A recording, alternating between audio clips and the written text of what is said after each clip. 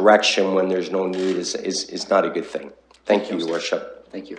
Councillor Salih, Councillor Squire, Councillor Park. Thank you, Mr. Mayor. So I'll be really brief. I never anticipated after signing up to become a councillor that I'd be sitting here today talking about something as trivial as this. I understand, you know, the significance and the impact of the concerns raised, and those deeply do concern me as they've been echoed by other people in our community, whether it's the London Professional Firefighter Association, and many people have reached out to me since then. So I'm very, very troubled. I can't believe we're here.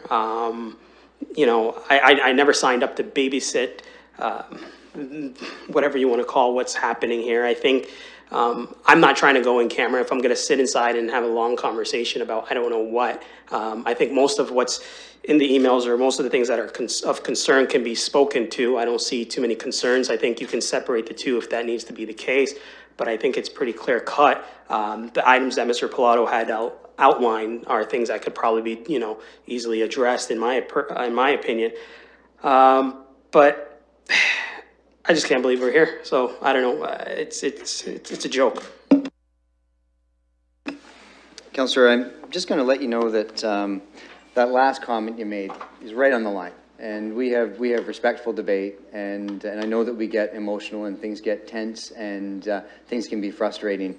But it's right on the line. I'm not calling it an insult. I'm not, but I'm saying that it's very close to being one. And so I just want to draw that to your attention. Councillor Squire and Councillor Park.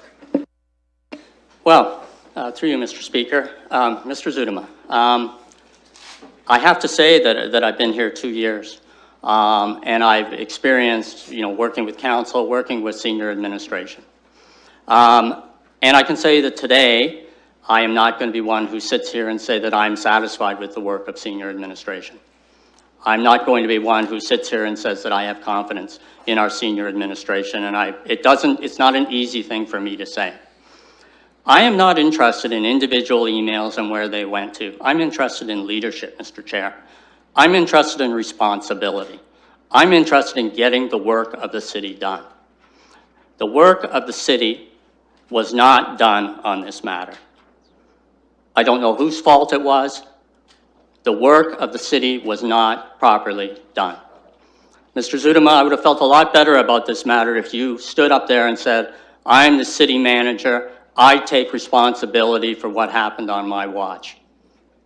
I didn't hear that, nor have I ever heard that from you.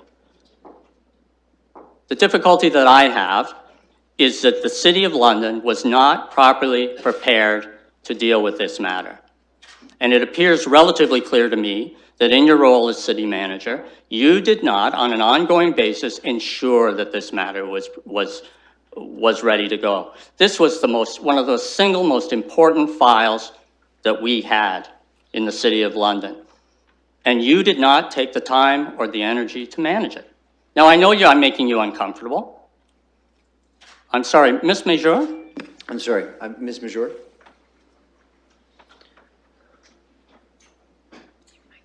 It's not.